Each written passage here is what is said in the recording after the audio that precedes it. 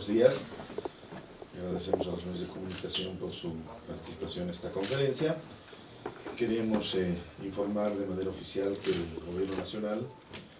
el Gobierno boliviano, ha hecho seguimiento y ha participado directamente dentro del proceso y finalmente la emisión de una sentencia de segunda instancia que se ha dictado en la República de Italia, en la ciudad de Roma, el día lunes pasado, en contra de casi una decena de militares de diferentes países que participaron en los luctuosos hechos que dieron origen a las dictaduras militares que se vivió en Bolivia en la década de 1970 y 1980, en Bolivia y en otros países latinoamericanos, con el denominado Plan Cóndor. Nosotros hemos tomado esta decisión de participar juntamente con la Comisión de la Verdad por instrucción del presidente Evo Morales, por el compromiso que tiene la nación boliviana, por el compromiso que tiene el Estado boliviano y el gobierno boliviano de no olvidar jamás los tristes acontecimientos, los gravísimos hechos que han ocurrido durante la década de 1970 y 1980, durante aproximadamente 20 años, 18 años de dictaduras militares, dentro de las cuales se han violado severamente los derechos humanos, no solamente en Bolivia, reitero, sino en toda Latinoamérica. Estas situaciones, estas dictaduras, estos quebrantamientos de la democracia, estas violaciones sistemáticas y coordinadas a los derechos humanos que se dieron a través del denominado Plan Cóndor, fueron propiciadas por el gobierno norteamericano de ese entonces, por los gobiernos norteamericanos de ese entonces, que bajo la doctrina y la teoría de la seguridad nacional, para evitar el avance de la ideología socialista, propiciaron, alentaron gobiernos militares y cruentas represiones y violaciones contra los derechos humanos en toda América Latina. Felizmente, después de años, después de décadas, en un gobierno socialdemócrata como es el gobierno italiano, en una república socialdemócrata, se ha logrado una sentencia que ha sido ratificada el día lunes, confirmada el día lunes, en contra de varios actores de diferentes nacionalidades que han perpetrado una serie de atropellos contra más de una veintena de ciudadanos latinoamericanos que tenían un origen italiano. Entre estos casos está el caso del compañero de vida de la doctora Nilda Heredia, una persona muy conocida en nuestro país, conocida y reconocida por su lucha por los derechos humanos y la lucha por el esclarecimiento de los hechos ocurridos en la dictadura. Su pareja, el compañero Stamponi, fue una de las víctimas, tanto de Luis Arce Gómez como de Luis García Meza Tejada. Y por eso estos dos actores bolivianos fueron inmersos en el proceso que terminó finalmente con la sentencia que se dictó el día lunes. Luis García Meza Tejada, por su fallecimiento, fue separado del proceso, pero se ratificó una sentencia de cadena perpetua de la jurisdicción italiana en contra de Luis Arce Gómez, una persona que, como ustedes saben muy bien, cumple también una condena, la máxima condena que señala la Constitución boliviana, la pena de 30 años de presidio sin derecho a indulto. De alguna manera, esta sentencia dictada en contra de violadores a los derechos humanos, militares y civiles de diferentes nacionalidades, es un paso más a recobrar la memoria en toda América Latina, para que valoremos nuestra democracia, para que este bien que tenemos construido y desarrollado a partir del 10 de octubre del año 1982, este sistema de gobierno que participa o que permite la libertad de las personas, el ejercicio pleno de sus derechos en igualdad de condiciones, siga siendo un mecanismo de gobierno inamovible en todos los países latinoamericanos y por supuesto en nuestro país, en Bolivia. Este es un recuerdo, una rememoranza de algo que nunca más debe volver a ocurrir ni en Bolivia ni en ningún país latinoamericano. La democracia es el mejor sistema de gobierno, es el sistema de gobierno que ha elegido la gran cantidad de países del mundo para vivir y para desarrollarse, y hay que preservarla y recobrar la memoria.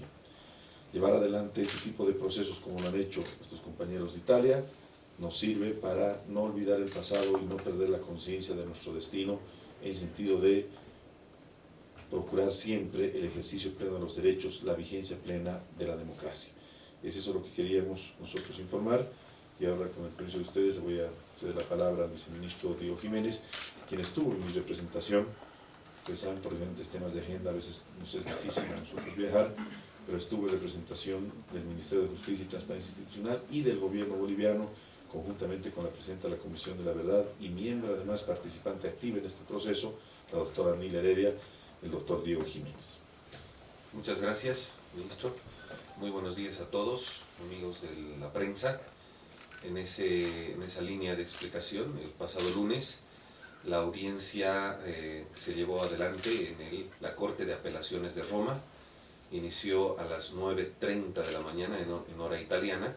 y como ustedes saben, después de haber llevado 4 años de juicio oral, de 4 años de juicio que tiene que ver con varias víctimas y familiares de víctimas que estuvieron fuera de Italia, implicó un movimiento logístico muy importante en estos años. Fue un momento muy esperado y muy también con mucha cobertura de la prensa internacional, porque este juicio fue denunciado, la denuncia ingresó en tribunales italianos el año 1999 y fue admitido el año 2002, y recién el año 2015 inició con la acusación de la Fiscalía General de Italia el juicio correspondiente. En ese sentido, en representación del Ministerio de Justicia y del Gobierno de Bolivia, acreditamos nuestra representación, una acreditación formal ante la Corte de Apelaciones, al igual que el Gobierno de Uruguay, la Asamblea Legislativa de Uruguay, exministros de Justicia de Italia, que vieron y acompañaron este proceso durante largos años en diferentes periodos de gobierno italiano, estuvieron presentes en esta audiencia, así como diferentes organizaciones y asociaciones de familiares de desaparecidos en el periodo de la dictadura militar en América Latina. La sentencia que emitió este tribunal, con las más altas formalidades, es una sentencia que implica 3 partes. Una primera parte que tiene que ver con la descripción de los denunciados, en este caso los militares y civiles que fueron acusados por graves crímenes de lesa humanidad en las dictaduras militares de los años 70 y 80 en América Latina y haber participado del denominado Plan Cóndor.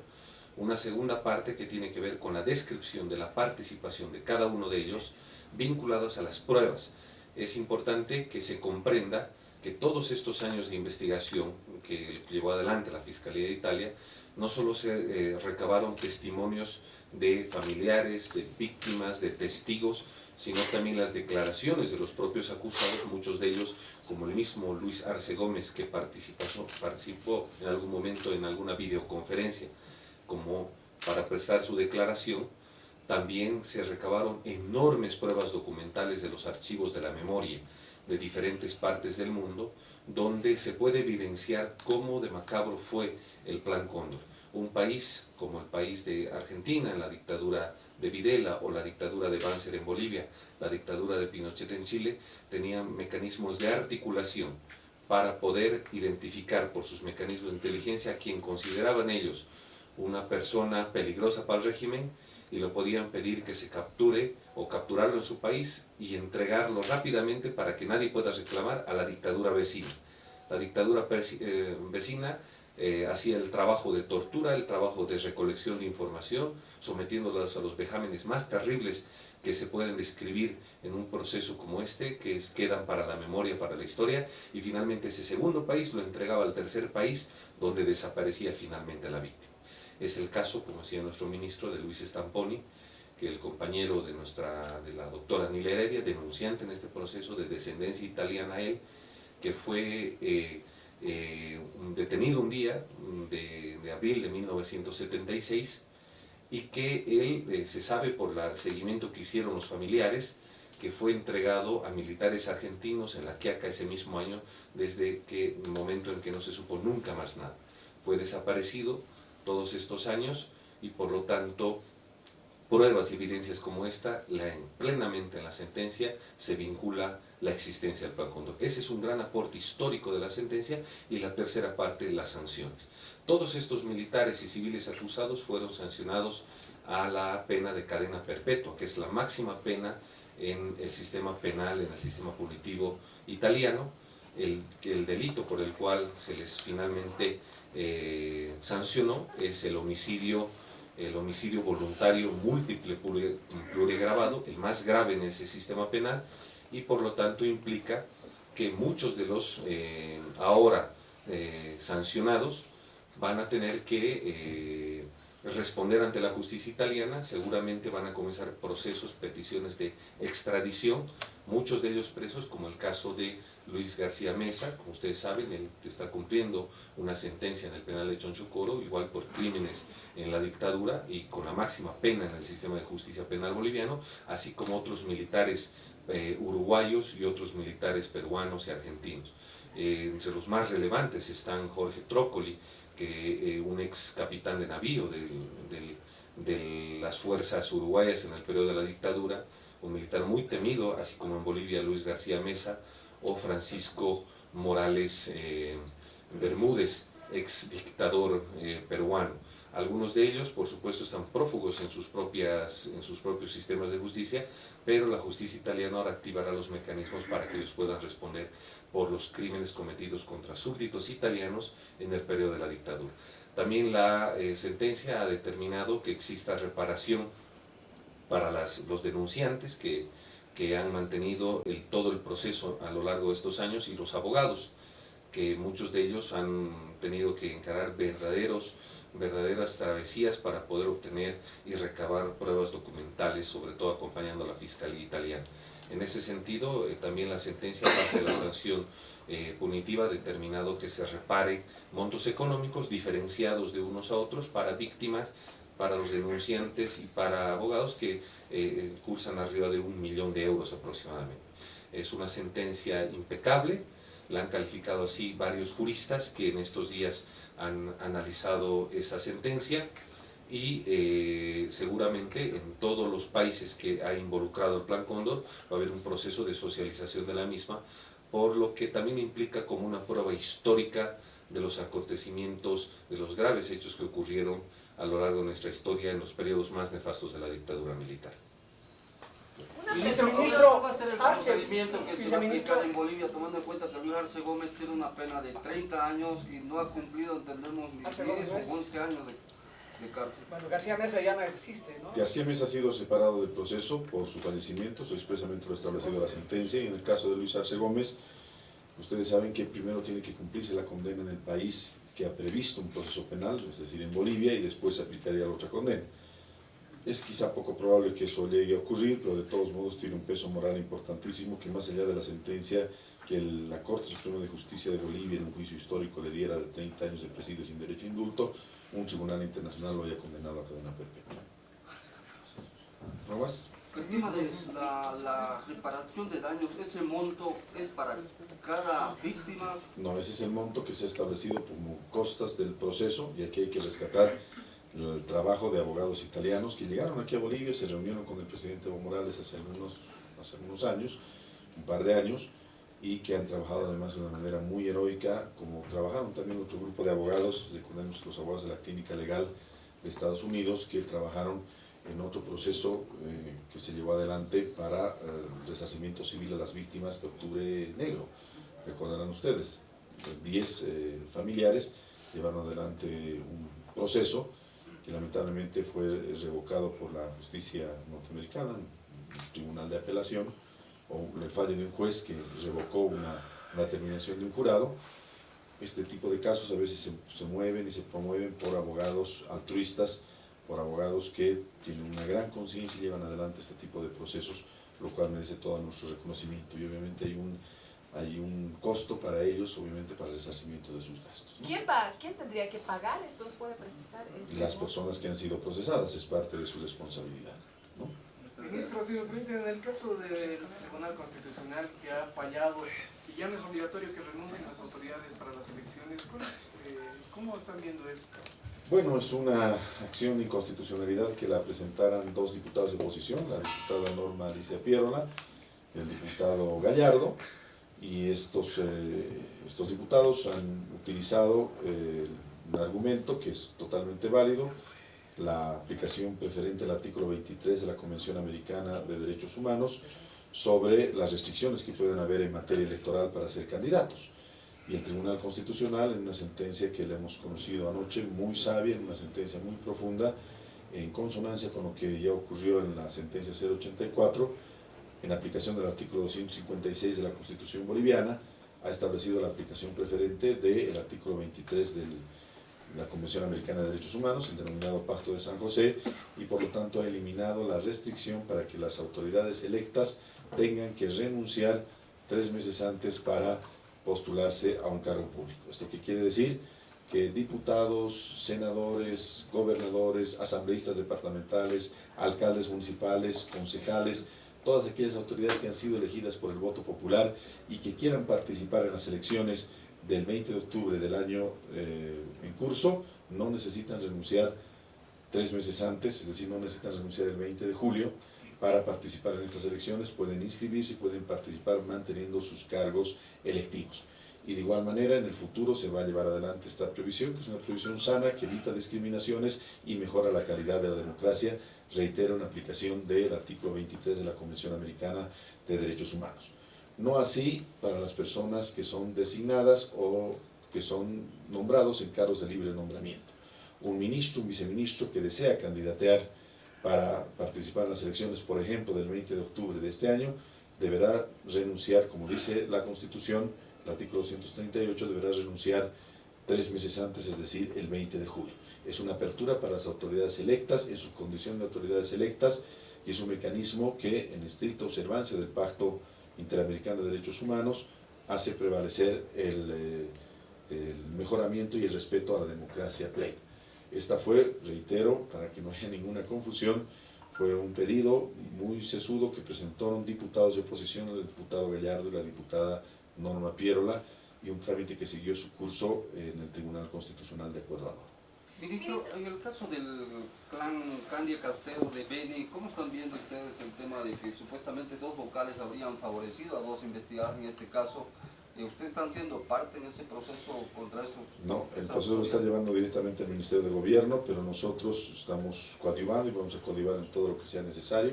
Estamos coordinando permanentemente con las autoridades de la justicia, hemos tenido una reunión importante el día lunes en la ciudad de Sucre, y como lo hemos dicho en más de una oportunidad, no vamos a permitir todas las instituciones de la justicia, el órgano ejecutivo, la cabeza de sector del Ministerio de Justicia, no vamos a permitir la presencia de ninguna infiltración del narcotráfico en la administración de justicia en nuestro país. Saludamos la determinación que ha tomado el Consejo de revocar a algunos jueces dentro de las facultades legales por vínculos con el narcotráfico.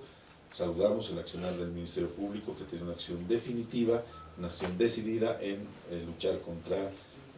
presuntos vínculos que pudieran haber de autoridades judiciales con la protección al narcotráfico. Ministro, ahora en esa línea, ha salido un reportaje en el país del Perú respecto a una capa de narcotráfico que sería boliviana, apodada La Tía. El Ministerio Público de allá se está quejando que las autoridades bolivianas no coordinarían el tema de la investigación con las autoridades del vecino país. ¿Usted va a tomar alguna carta en el asunto? No, eso no conocemos esa información, en todo caso al Ministerio de Gobierno, ¿no? A través del Ministerio de Defensa Social que puede informar. Ministro, le señalaba que hay un hecho de injusticia, señalan respecto a una mujer que sería la expareja del concejal del MAS en Achacachi, el señor Mario Huaypa, quien están pidiendo que se le aprenda, porque tiene más de 3 órdenes de aprehensión, porque no le ha pagado las pensiones familiares, pero además también ya le ha agredido. Entonces piden también intervención del Ministerio de Justicia, entendiendo que ellos señalan se estaría tal vez valiendo de su cargo político en Achacachi, ya que no, el Ministerio Público tampoco está actuando, no hay respuesta y las mujeres están pidiendo la cancele el tema de la asistencia familiar, pero además resarce el daño por las agresiones sufridas, por favor. Todos somos iguales ante la ley y las autoridades tienen que dar un ejemplo de pulcritud en sus actos y cumplimiento de las normas. No conozco el caso, pero a la distinguida señora, las puertas del Ministerio de Justicia están totalmente abiertas. A través de nuestros mecanismos y nuestros sistemas la podemos amparar y proteger y hacer que prevalezca su derecho. Ministro, Gabinete Especial, por favor, ¿cuál es el planteamiento que va a hacer su cartera en relación a estos casos de violencia, especialmente de feminicidio, por favor? Bien, como ustedes saben, el día viernes a las 9 de la mañana, a la llegada del presidente Evo de su visita oficial a la Federación Rusa, se va a llevar adelante el primer gabinete de la mujer y la despatriarcalización, un gabinete especializado en luchar contra la violencia hacia la mujer y hacia los niños, que está establecido por una norma que aprobó el presidente Evo Morales en el mes de diciembre del año pasado y que crea el Servicio Nacional de la Mujer y la Despatriarcalización Ana María Campero de Romero, que lleva el nombre de esta, Ana María Romero de Campero, perdón, lleva el nombre de esta insigne mujer luchadora por los derechos humanos, expresidenta de la Cámara de Senadores. En este gabinete, que está siendo convocado de emergencia por el presidente Evo, se han de formular una serie de propuestas por los ministerios que participan. Hay propuestas del Ministerio de Gobierno, por supuesto hay propuestas del Ministerio de Justicia, pero fundamentalmente hay una agenda que se ha construido conjuntamente la compañera Tania, la directora general ejecutiva del Servicio de la Mujer, Servicio Nacional de la Mujer y la Despatriarcalización. Nosotros hemos llegado a la convicción, y hemos conversado muchas veces al interior de nuestro gobierno, de que no es tanto una solución de parte del gobierno y del Estado. Lo que más se necesita es una toma de conciencia profunda. Hoy en día hemos visto en un titular que han ocurrido 2 feminicidios más.